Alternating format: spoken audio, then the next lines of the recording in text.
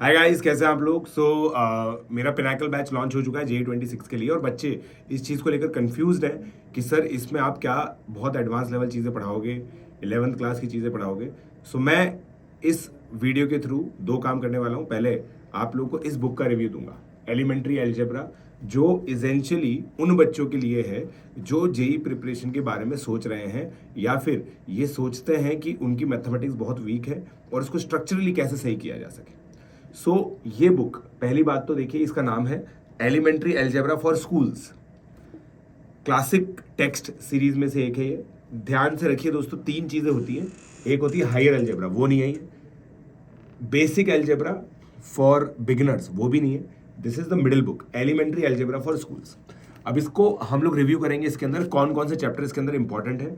और मेरा personal opinion ये है, इस बुक के स्टार्टिंग के कुछ चैप्टर्स आप लोगों को 8वीं 9वीं 10वीं में खत्म कर लेने चाहिए before starting JEE preparation. This book is mandatory, ठीक है। Mathematics is going to be the toughest chapter, toughest subject for you. और आप लोगों को ये चीज़ समझनी पड़ेगी कि ये बुक आपके कोविड के जितने भी पाप हैं उनको धो देगी। तो चलिए स्टार्ट करते हैं, ठीक है। मेरा जो पिनाकल कोर्स है उसकी यही टेक्स्ट बुक है। 2 से 3 महीने तक इस बुक को हम लोग करेंगे। तो अगर अभी तक आप लोगों ने ज्वाइन नहीं किया है तो लिंक डिस्क्रिप्शन में अवेलेबल है, प्लस सब्सक्रिप्शन लीजिए using the code PJ line, ठीक है। तो फर्स्ट लिंक वही है, तो आप लोग प्लीज़ उस पर क्लिक करके सब्सक्राइब कर सकते हैं ताकि आप मेरी मेंटरशिप में आ सकें, ठीक है। देखिए, इसके ये ना बहुत धीरे से, मतलब बहुत बेसिक से स्टार्ट होती है, जिसके अंदर सबसे पहले ये अलजेब्रा की बुक है जिसमें वेरिएबल से रिलेटेड डेफिनेशन होंगे। डेफिनेशन मतलब कोफिशिएंट और मतलब वेरिएबल में क्या डिफरेंस होता है।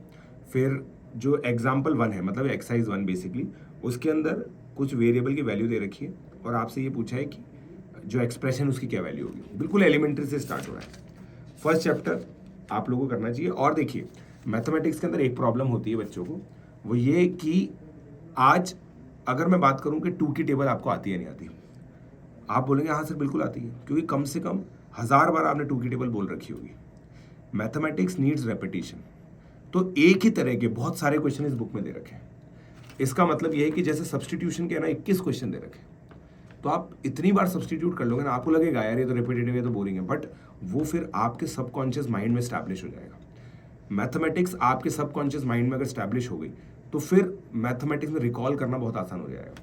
बहुत सारे बच्चों की ये प्रॉब्लम रहती है, सर हमें टाइम पे चीज़ें याद ही नहीं आती।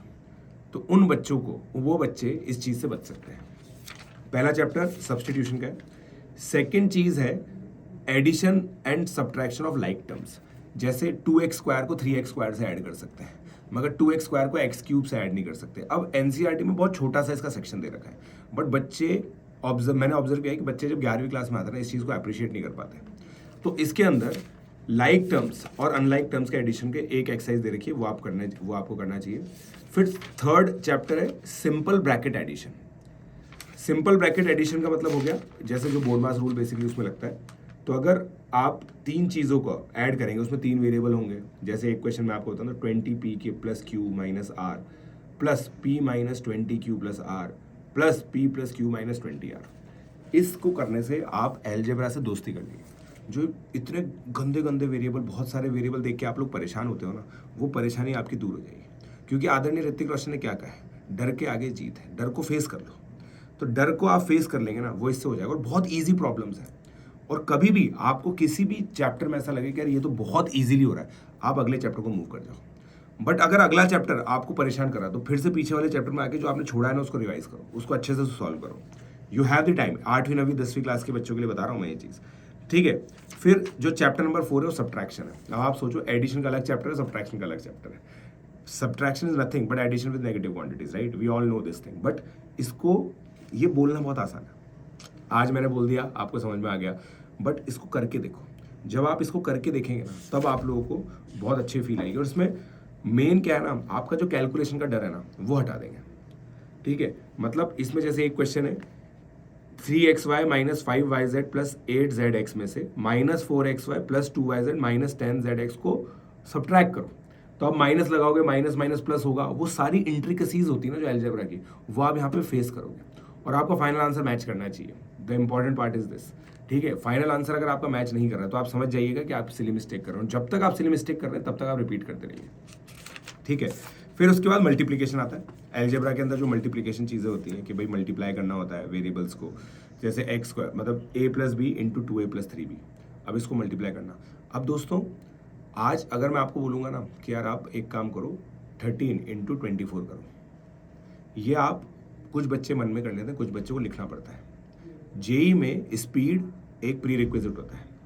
आज अगर मैं 24 इंटू 13 आप लोगों को बोल रहा हूँ ना, तो आपके दिमाग में खट से क्लिक होना चाहिए कि ओके 240 प्लस 72 दैट इज 312। ये आपके दिमाग में क्लिक करना चाहिए, फटाफट क्लिक करना चाहिए और ये दिमाग में हो जाना चाहिए। तो ये चीज़ नंबर में डेवलप करना फिर भी आसान होती है क्योंकि आपके नंबर से दोस्ती बहुत अच्छी है। बट जब अलजेब्रा में ऐसा होता है कि 2a plus 3b into a plus 2b, अभी आप मेंटली कर रहे हो, this is when you are started winning the battle.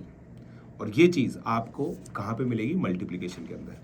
ठीक है, तो मल्टीप्लिकेशन के अंदर इस तरह की चीज़ें और कम इसमें ना बहुत अच्छा है। पहले तो सिंगल को सिंगल से करेगा, जैसे 4a क्यूब इंटू 5a की पावर 8, तो आपको 4 और 5 को मल्टीप्लाई करना है और a की पावर 3 और a की पावर 8 को मल्टीप्लाई करके a की पावर 11 लिखना है। फिर उसके बाद बाइनोमियल इंटू बाइनोमियल, मतलब a plus B into a plus D हो गया जैसे। तो ये सब चीज़ें मैंने ऑब्जर्व किया कि आती है। ठीक है, और ये चैप्टर है ना जहाँ पे ख़त्म होगा और इसमें अलग अलग मतलब कोफिशिएंट देख रहे हैं, जैसे 2x plus 6 into x minus 1 है, ये क्या है? Binomial into binomial. वैसे हम लोग इसको क्वाड्रेटिक की तरह जानते हैं, तो 10th क्लास के अंदर क्वाड्रेटिक आता है, स्प्लिटिंग द मिडिल टर्म, तो यहाँ पे वो मल्टीप्लिकेशन करना सिखाएगा। ठीक है, तो 10th क्लास की चीज़ें आप अभी कर सकते हैं। फिर the method of detached coefficient, the method of detached coefficient एक बहुत अच्छी चीज़ दे रखी है, जिससे जो मैं भी अपनी क्लास के अंदर यूज़ करता हूँ बिना नाम बताए, कैसे दो एक्सप्रेशन को मल्टीप्लाई करते हैं, जैसे 2x क्यूब माइनस 5 और 3x square plus 4x minus 2, इन दोनों को कैसे मल्टीप्लाई किया जाता है। ठीक है, तो इससे डिटैच्ड कोफिशिएंट से बेसिकली मतलब ये फास्ट मल्टीप्लिकेशन करने का, दो पॉलिनोमियल को फास्ट मल्टीप्लाई करने का तरीका है। फिर चैप्टर नंबर 6 इसके अंदर डिवीजन है। डिवीजन मैंने ऑब्जर्व किया है कि बहुत सारे बच्चे बहुत ज़्यादा हकते हैं इसके अंदर। 11वीं क्लास के अंदर भी जो मेरी क्लास होती है ना, बहुत बच्चे बहुत धीरे इसको डिवाइड कर पाते हैं। इसमें भी बिल्कुल सिंपल तरीके से हो रहा है, जैसे 27x की पावर 4 को 9x क्यूब से डिवाइड किया हुआ है। फिर उसके बाद वो ऐसा ऐसा करके जो पॉलिनोमियल को डिवाइड करते हैं ना, क्वाड्रेटिक पॉलिनोमियल को लीनियर से डिवाइड करते हैं, तो यहाँ पे 9th क्लास के लेवल तक पहुँच जाती है बातें। ठीक है, 9th क्लास तक बेसिकली पहुँच जाती है। और इसमें क्या है ना, फिर मल्टी वेरिएबल डिवीजन भी है जो थोड़ा सा एडवांस चीज़ है। तो आप सोच रहे हो एलिमेंट्री अलजेब्रा के अंदर आप 6 चैप्टर के अंदर ही अच्छी चीज़ों पे पहुंच जाओगे। ठीक है, और ये जो डिवीजन प्रॉब्लम्स है ना, इसके थ्रू आपको बहुत सारी अलजेब्रिक आइडेंटिटीज याद हो जाएंगी। जैसे इसमें एक प्रॉब्लम है, x की पावर 8 माइनस y की पावर 8 को डिवाइड करना है x cube plus X square Y plus X Y square plus Y cube. ये बहुत फेमस आइडेंटिटी होती है, जेई में बहुत ज़्यादा काम आती है, खासकर ज्योमेट्रिकल प्रोग्रेशन चैप्टर में। ठीक है, तो ये चीज़ आप देखिए आपको यहीं इंट्रोड्यूस हो जाएगी। फिर जब आप जीपी पढ़ोगे ना 11वीं क्लास में, आपको सब फैमिलियर लगेगा। मेरे जितने भी बच्चे आप देखते हैं जो अर्ली स्टार्टर्स होते हैं, अच्छी रैंक लाते हैं, वो इस जर्नी से गुजरे हुए हैं, इसीलिए उनको 11वीं में चीज़ें बहुत कंफर्टेबल लगती हैं। ठीक है, ऐसा नहीं है कि मैं बहुत हाई लेवल पढ़ाता हूँ, इट इज़ जस्ट दैट बच्चों को एक्सपोजर की कमी है, जो मैं आप लोगों को तरीका बता रहा हूँ किस तरीके से आप कवर कर सकते हैं। ठीक है, तो डिवीजन हो गया। उसके बाद अब अगला जो चीज़ है ना दोस्तों, वो है removal and insertion of bracket. 7 chapter आप लोगों को करना है। ठीक है ना, अब अगली वाली जो होती है वो होती है सिंपल इक्वेशन। जो चैप्टर नंबर 8 है वो सिंपल इक्वेशन है, वो लीनियर इक्वेशन है। अब आप समझिए लीनियर इक्वेशन जैसे ax plus B equal to 0, x equal to minus B by, मगर ये स्टार्ट बहुत सिंपल से होगा कि 3x इक्वल टू 18 है, x क्या होगा 6 होगा, राइट। यहाँ से हम लोगों को बेसिकली स्टार्ट करना, इसमें लिखा भी हुआ है, अगर आप देखेंगे तो एग्जाम्पल्स ओरल लिखा हुआ है यहाँ पे, मतलब ये ओरली सॉल्व करना है आपको। बहुत अच्छे से ये सब चीज़ें दे रखी हैं इसके अंदर। ठीक है, ये हो गया चैप्टर नंबर 6 में लीनियर इक्वेशन सॉल्व करनी है, तो इसको सॉल्व कीजिए। अगेन जैसा मैं आप लोगों को बोल रहा था कि जब आपको लगे ना कि यार आप चीज़ें बहुत इजीली हो रही है, तो आप इसको अगले चैप्टर में मूव कर जाइए। बट यहाँ पे आप प्रॉब्लम देखें ना, बहुत कंपाउंड चीज़ें दे रखी हैं, बहुत अच्छी लीनियर इक्वेशन दे रखी है। मैंने ऑब्जर्व किया बच्चों को एलसीएम वगैरह लेने में दिक्कत आती है, जैसे 8 दे रखा है, यहाँ पे 7 दे रखा है, तो यहाँ पे एलसीएम लोगे। इस साइकिल से जब आप गुजरोगे ना, तब आपकी मैथमेटिक्स बहुत इंप्रूव हो जाएगी। अरिथमेटिक बोलता हूँ मैं इसको। देखिए x/2 plus x/3 plus x/4 plus x/5 7 5/6, तो आपको नंबर से दोस्ती करवा देगा ये पूरा चैप्टर। ठीक है ना, लगने में बहुत सिंपल चीज़ है। देखो जो चीज़ सिंपल होती है ना, उसके एप्लीकेशन टफ आता है, उसमें कैलकुलेशन टफ आती है, तो वो चीज़ यहाँ पे इंश्योर हो जाएगी। फिर सिंबॉलिक एक्सप्रेशन मतलब होता है लीनियर इक्वेशन को ही वर्ड प्रॉब्लम्स के थ्रू पूछना। ये एक स्किल है। इंग्लिश डेवलप करना एक बहुत बड़ी स्किल होती है मैथमेटिक्स के अंदर, ताकि क्वेश्चन आपको अच्छे से समझ में आए। वो चैप्टर नंबर 9 में आप लोगों को मिल जाएगा, ठीक है ना। फिर उसके बाद अब जैसे मैं अपनी अब जब पिनाकल बैच है ना, हर दिन हम एक एक चैप्टर कंप्लीट करेंगे और उसमें से वर्कशीट करेंगे। एक एक चैप्टर हमने कंप्लीट की, उसमें वर्कशीट किया। अब होता है problems leading to simple equation. मतलब problems leading to simple equation का मतलब ये होता है कि कुछ वर्ड प्रॉब्लम्स होंगी जो सिंपल इक्वेशन कन्वर्ट हो जाएंगे, लीनियर इक्वेशन वन वेरिएबल। फिर आता है फ्रैक्शन, और फ्रैक्शन सबसे डिफिकल्ट चीज़ होती है। जैसे आप किसी अलजेब्रिक एक्सप्रेशन को किसी अलजेब्रिक एक्सप्रेशन से डिवाइड करते हैं, फिर कुछ कुछ फैक्टर करते हैं, वो उसकी प्रैक्टिस आती है चैप्टर नंबर 12 में, एलिमेंट्री फ्रैक्शन, ठीक है। एलसीएम एचसीएफ निकालना चैप्टर नंबर 11 में आएगा। HCF and LCM chapter number 11 में आएगा। एचसीएफ एलसीएम हम नंबर्स का समझते हैं, मगर एक्सप्रेशंस का भी होता है। जैसे ए क्यूब बी स्क्वायर एक नंबर है, ए स्क्वायर बी एक नंबर है, तो ए स्क्वायर बी एचसीएफ हो गया, एलसीएम दूसरा वाला नंबर हो गया। तो ऐसे जो चीज़ें हैं ना, आपको समझ में इस चैप्टर के थ्रू आएगी। फिर 12 एलिमेंट्री फ्रैक्शंस हो गए, ठीक है। फिर उसके बाद साइमल्टेनियस इक्वेशन। साइमल्टेनियस इक्वेशन आपका 10th क्लास का जो लीनियर इक्वेशन इन 2 वेरिएबल होता है वो आ जाएगा। लीनियर इक्वेशन 2 वेरिएबल को कैसे सॉल्व करते हैं, तो बेसिकली अगर आप सिंपल अगर समझे ना, तो चैप्टर नंबर 13 तक पहुँचते पहुँचते आप basically class 10th linear equation तक पहुँच जाएंगे। तो इन लोगों ने क्या कर रखा है ना, पहले लीनियर इक्वेशन को डेवलप कर रखा है। अब अगर आप एनसीईआरटी में देखेंगे, लीनियर इक्वेशन के बाद पॉलिनोमियल आ जाता है, तो पॉलिनोमियल ही अलग से डेवलप करेंगे अभी थोड़ी देर में, मगर अभी आप लीनियर इक्वेशन आप लोग मैनेज कर सकते हैं। फिर अगला chapter problem leading to simultaneous equation, ठीक है। फिर अगला वाला होता है, इसके अगला चैप्टर इन्वोल्यूशन इवोल्यूशन, वो मतलब बेसिकली स्क्वायर रूट वगैरह की प्रॉब्लम्स आती हैं, ये चीज़ भी करनी है आप लोगों को, ठीक है। फिर इसके बाद है ना, आइडेंटिटीज़ का एंट्री हो जाता है, अलजेब्रिक आइडेंटिटीज़ का बेसिकली एंट्री हो जाता है इसके अंदर। और जैसे क्यूब रूट निकालना है, आपको ये आइडेंटिफाई करना पड़ेगा कि ये परफेक्ट क्यूब है, फिर उसका क्यूब रूट निकालना है। इस तरह की प्रॉब्लम्स बेसिकली आप लोगों के पास आ जाएगी, ठीक है।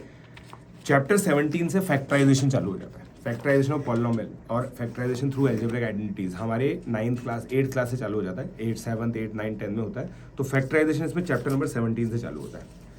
इसमें सबसे पहले कौन सा फैक्टराइजेशन होता है, जैसे लाइक टर्म्स को आपने मिला लिया, ए स्क्वायर प्लस ए बी है, उसमें से ए कॉमन लिया, ए प्लस बी आया, फिर अगली टर्म में से कुछ कॉमन लिया, ए प्लस बी आया, फिर ए प्लस बी को क्लबिंग कर ली। इस तरह का सिंपल फैक्टराइजेशन चैप्टर नंबर 17 में बेसिकली आता है। और अलजेब्रिक आइडेंटिटी बेस्ड जो है वो भी इसके अंदर आ जाता है, चैप्टर नंबर 17। तो chapter number 17 one of the most important chapter है इस पूरी उसका, ठीक है। फिर उसके बाद मतलब बहुत काफ़ी बड़ा भी है। एचसीएफ के अंदर भी फैक्टराइजेशन से ही होता है सारी चीज़ें। फिर मतलब फैक्टराइजेशन का एप्लीकेशन आ जाता है, 2 चैप्टर एचसीएफ एंड एलसीएम, ठीक है। फिर एडिशन एंड सब्ट्रैक्शन ऑफ, ये वाली प्रॉब्लम दोस्तों जेईई में बहुत परेशान करती है बच्चों को।